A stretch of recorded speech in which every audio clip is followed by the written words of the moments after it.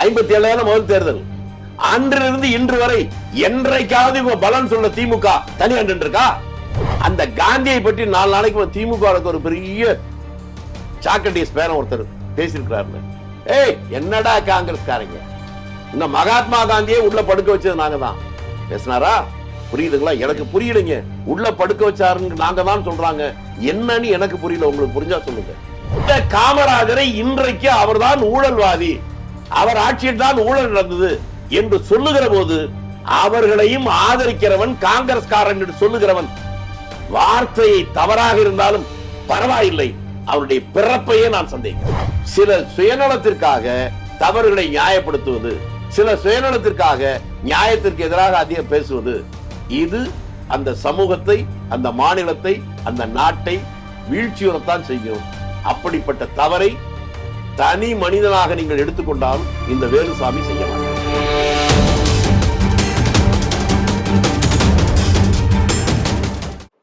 இப்ப தமிழகம் ஆல்மோஸ்ட் ஒரு போலீஸ் ஸ்டேட்டா மாறிட்டு இருக்கு. அவர்களை விமர்சிக்கக்கூடியவர்களை ரொம்ப எளிதாக குண்டர் சட்டத்தில் போட்டுறாங்க. இப்போ 2 குண்டர் சட்டத்தை ஸ்குவாஷ் பண்ணி நீதிமன்றமே இதை பற்றி சொல்லி, அவ்வளவு வன்மத்தோடு எந்த அடிப்படையில் குண்டர் சட்டம் போட்டீங்க அப்படின்னு ஒரு கேள்வி. இந்த மேல்மா விவசாயம், இந்த சிப்காட்டுக்கு எதிராக போராடிய விவசாயிகள் மீதே குண்டர் சட்டம் போட்டது, அந்த இதெல்லாம் பார்க்குறோம். அப்படி இந்த ஸ்டேட் மாறிடுச்சா? போலீஸ் ஸ்டேட் மாதிரி மாறிடுச்சா? ஏன்னா நீங்க அப்பொழுது பேசியதற்கு இப்போது வழக்கு பதிவு செஞ்சிருக்காங்க. ஏங்க சர்க்கரை இனிக்குமா அப்படின்னு கேட்டா நான் என்ன சொல்லுவேன்? நெல்லுக்குள்ளதான் அரிசி இருக்கா அப்படின்னு கேட்டா என்ன சொல்லுவேன்? நீங்களதான் சொன்னீங்க விவசாயிகள் மீது குண்டர் சட்டம் போட்டுக்கினீங்க. சரியா? அது நியாயம்னு சொல்லுவீங்களா, தப்புன்னு சொல்லுவீங்களா? கொஞ்சம் முன்னாலதானே பேசணும். அண்ணா யூனிவர்சிட்டியில ஒரு பெண்ணை கற்பழிச்சோம், அவன் மேல ஏற்கனவே இந்த மாதிரி பல கேஸ் இருக்குன்னு குண்டர் சட்டம் போட்டு அதுக்குள்ள எவ்வளவு நாள் ஆச்சு, அதை இப்ப கேன்சல் பண்ணிட்டாங்க. இது தவறுன்னு தானே சொல்லணும். யார் தவறு செய்தாலும் தவறு என்று சொன்னால் மட்டும்தான் அந்த ஊர் உருப்படும். சில சுயநலத்திற்காக தவறுகளை நியாயப்படுத்துவது, சில சுயநலத்திற்காக நியாயத்திற்கு எதிராக அதிகம் பேசுவது, இது அந்த சமூகத்தை, அந்த மாநிலத்தை, அந்த நாட்டை வீழ்ச்சியுறத்தான் செய்யும். அப்படிப்பட்ட தவறை தனி மனிதனாக நீங்கள் எடுத்துக்கொண்டாலும் இந்த வேலுசாமி செய்ய மாட்டான். இன்னொன்று, ஒரு டைம் டெஸ்டட் அலையன்ஸ் அப்படிங்கிறத ஒன்று சொல்கிறாங்க. ஏற்கனவே திமுகவோட கூட்டணி இருக்கீங்க. வேற எந்த கூட்டணி கட்சியும் ஆல் இண்டியா லெவலில் கூட இவ்வளோ சீட்டு கொடுக்கல. இங்கேருந்து 10 எம்பிக்கள் போயிருக்காங்க, இவ்வளோ எம்எல்ஏக்கள் இருக்கிறாங்க. அப்படிப்பட்ட ஒரு டைம் டெஸ்டட் அலையன்ஸ் ஒன்று இருக்குது. இவருக்கு எவ்வளோ ஓட்டு வங்கி, இது வரைக்கும் ஒரு எலெக்ஷன் ஃபேஸ் பண்ணல, என்ன ஆக போகுதுன்னு கூட தெரியாது. அவரை நம்பி எப்படி இவ்வளவு ஒரு அதிக அளவு சீட்டு கொடுத்த திமுகவோட இவங்க முரண்டு பிடிக்கிறதுக்கு காரணம் என்ன? அப்படி இவங்க என்னடா அவங்க தனியாகவே நின்று ஜெயிக்கட்டுமே அப்படின்னு யார் சொல்றா அப்படின்னு சில நடுநிலை ஊடகவியலாளர்கள்லாம் பேசுறாங்க. கேளுங்க சார், திமுக எப்பாவது தனியா நின்று இருக்கான்னு? 57 முதல் தேர்தல். அன்றிலிருந்து இன்று வரை என்றைக்காவது பலன் சொல்ல திமுக தனியா நின்று இருக்கா? ஆனால் காங்கிரஸ் கட்சி பல முறை தனியா நின்று இருக்கு. தனியாவே நின்னவனை கேலி பண்ணுவீங்க, தனியாவே நிக்காதவன் தான் பலன் சொல்லுவீங்களா? அது நடுநிலை ஊடகம் அல்ல, ஊடகத்தின் பெயரால் நடத்துகின்ற விபச்சாரம். கடுமையான வார்த்தையா இருந்து சொல்றேன். அதனால ஒரு சமூகத்தில் ஊடகங்கள் சிறப்பாக செயல்பட்டால் சமூகம் உயர்வடையும். அது எனக்கு அழுத்தமான நம்பிக்கை உண்டு.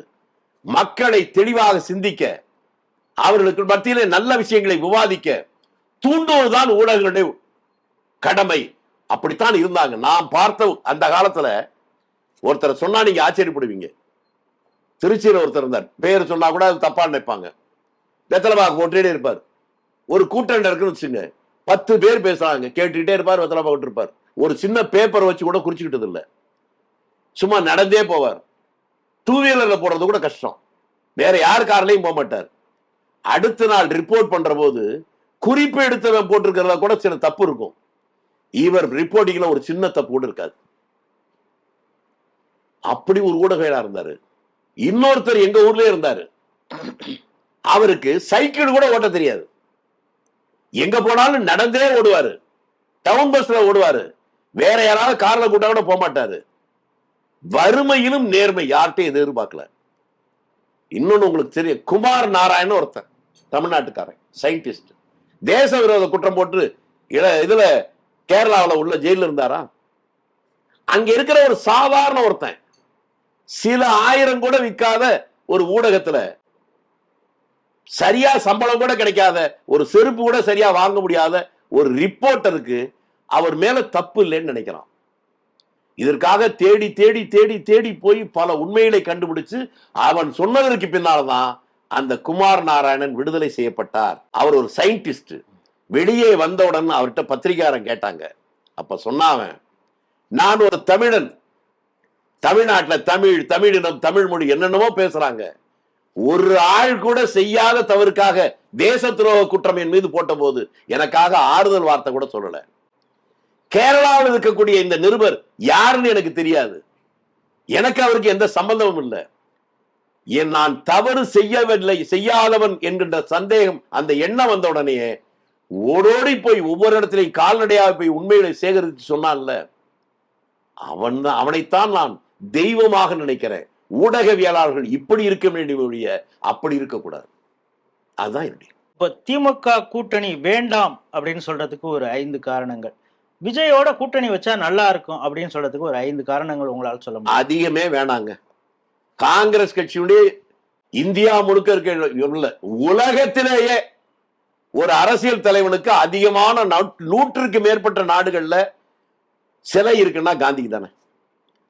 அந்த காந்தியை பற்றி 4 நாளைக்கு திமுக ஒரு பெரிய சாக்ரட்டிஸ் பேரன் ஒருத்தர் பேசியிருக்கிறாருல, ஏய் என்னடா காங்கிரஸ்காரங்க, இந்த மகாத்மா காந்தியே உள்ள படுக்க வச்சது நாங்க தான் பேசினாரா? புரியுதுங்களா? எனக்கு புரியலைங்க. உள்ள படுக்க வச்சாருன்னு நாங்க தான் சொல்றாங்க, என்னன்னு எனக்கு புரியல. உங்களுக்கு புரிஞ்சா சொல்லுங்க. அதை சொல்லிட்டு கேலி கிண்டல், மகாத்மா காந்திக்கே அதான் நிலைமை, நீங்க என்னடா ஆளு? நான் முன்னாலே சொன்னேன், நாங்கள் தெய்வமாக நினைக்கிற ஒரு நேர்மையாளன் காமராஜரை பற்றி கேவலமாக அவதூறு பரப்புது. இன்னைக்கு இல்ல, அந்த காலத்திலே பண்ணாங்க. ஹைதராபாத் இப்ப என்ன சொல்றாங்க, அதை அவர் இவரோடு இருக்கிற போதே ஹைதராபாத் பேங்க்ல 10 கோடி ரூபாய் பணம் போட்டிருக்காரு, இவரா ஏழை பங்காளன் அப்படின்னு ஒரு எம்பி பேசினார். நாஞ்சில் மனோகரன் எம்பி குமுதத்துல தலையங்க எழுதிட்டாங்க அதை விமர்சனம் பண்ணி. அது வந்ததுக்கு அப்புறம் 2 நாள் கழிச்சு அந்த குமுதத்துல ரிப்போர்ட்டரா ஒருத்தர், அப்ப அன்றைக்கு அவருக்கு ஒரு 22-23 வயசா இருக்கும். பேர் சொல்றேன், குறிச்சுங்க, பால்யூ.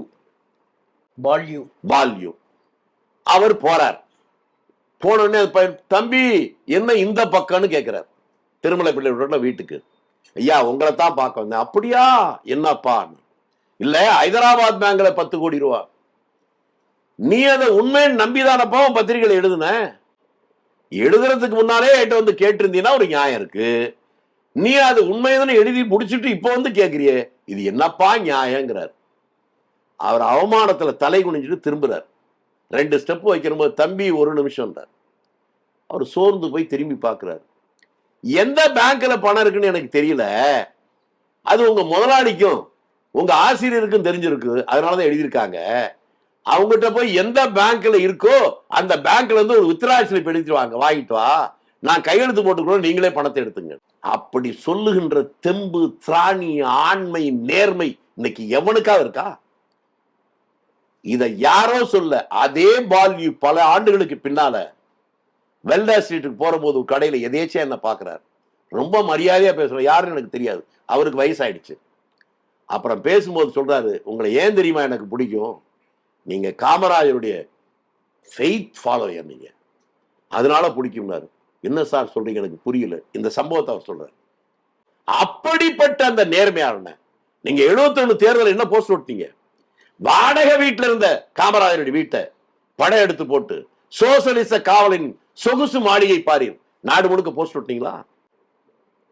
ரஷ்யாவுக்கு இதுவரையிலும் எருமை போல தோலத்தான் அனுப்பி வச்சோம், இப்ப எருமையே போயிருக்குன்னு போட்டீங்களா? அதெல்லாம் அப்ப கூட பரவாயில்ல.